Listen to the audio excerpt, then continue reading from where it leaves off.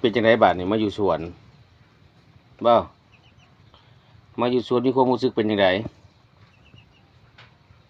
คักบ่บัดนี้เลี้ยงไว้อยู่เฮือนพี่น้องเอ้ยเมื่อก่อนนะหากลับมาไว้สวนมื้อนี้บ่ได้อยู่สวนอยู่เฮือนนี่เมื่อยมีแต่กินกับห้องกินกับห้องมาถิ่มไว้สวนซะบัดนี่น้องก็มีลงรถน้องก็ได้โคกก็ไปหากินขึ้นคอนนอนเป็ดคือขึ้นคอนนอนคอนคือไก่นี่เด้อบ่ไหวเลยพี่น้องเอ้ยหัวอาหารก็เบิดหลายสอบเติบเลยนี่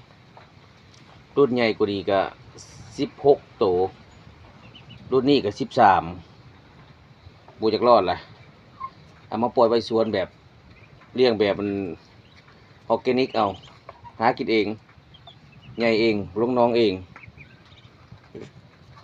เอามาทิ้งไว้สวนพี่บัดนี้บ่เลี้ยงเพื่อจะกินพี่น้องเอ้ยหมู่คู่มาญาติพี่น้องมาพอได้